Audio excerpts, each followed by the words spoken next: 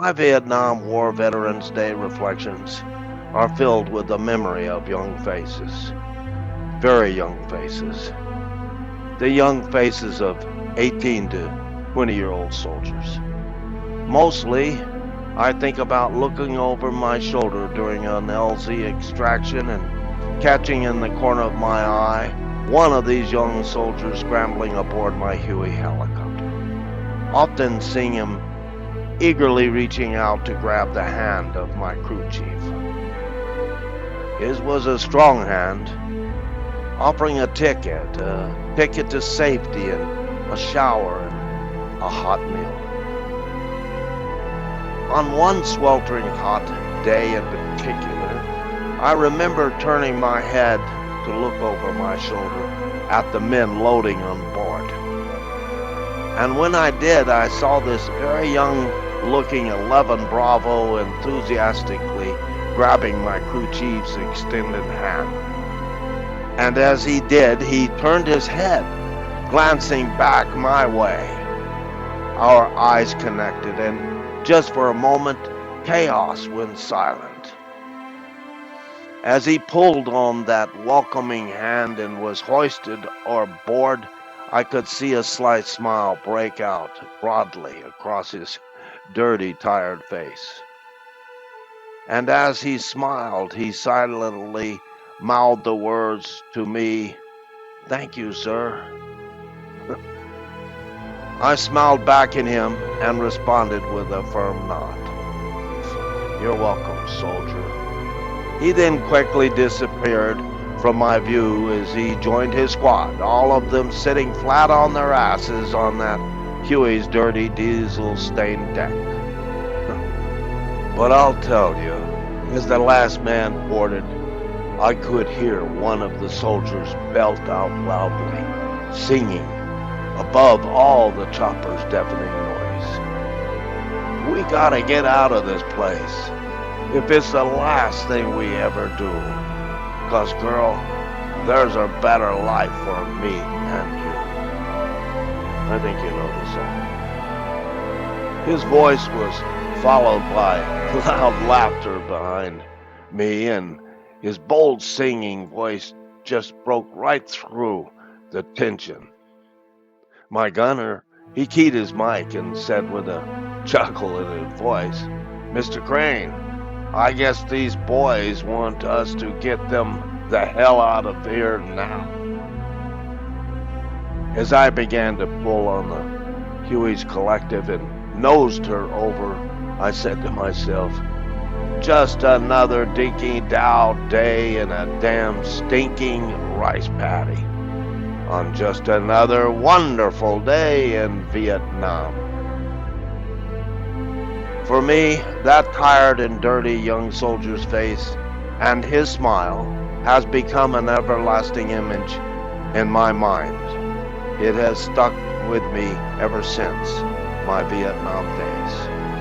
And when I think about that soldier, I still wonder, did he make it out? Did he finally make it back to the world? What about his girl? Did he make it back to his girl? I sure hope so. And I sure hope he made it home.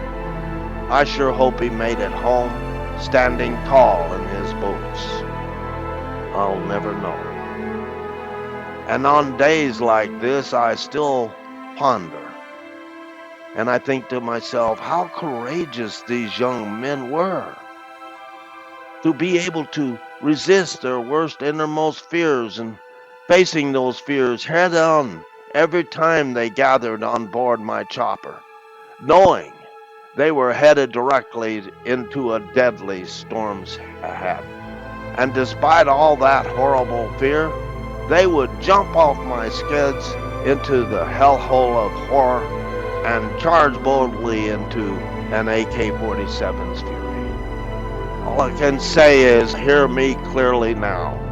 We chopper guys know the truth. Those men, those brave men of infantry, the 11 Bravos, the tired, the wounded, the dirty-faced men, those young men were the real heroes of our merciless war. These are the men known to Vietnam veterans all as the grunts.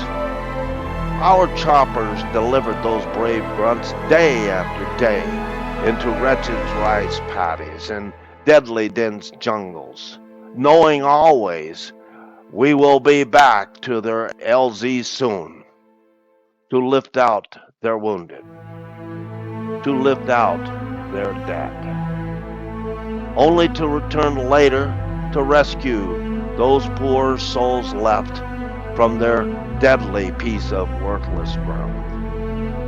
Today I find myself asking, where did we find such brave men? Where did they get all that grit? You know, I don't care what the historians say about the Vietnam War. I was there, and I saw it with my own eyes. Those men, the children of what historians call the greatest generation, those baby boomers, those supposedly spoiled baby boomers, I flew with them every day. And I'm here to tell you right now, those young men were a cut from the best America had to offer. They were the deliverance, these grunts, of God's poorest of selected souls, chosen by a fate undeserved to serve their country in an unwanted, God-forsaken war. Well, with all that said this day, I want to offer my salute to you all, in particular to you old and bold and now very grumpy grunts, brave soldiers and Marines all. I say to you, have a Vietnam War Veterans Day in peace. Will ya? Welcome home.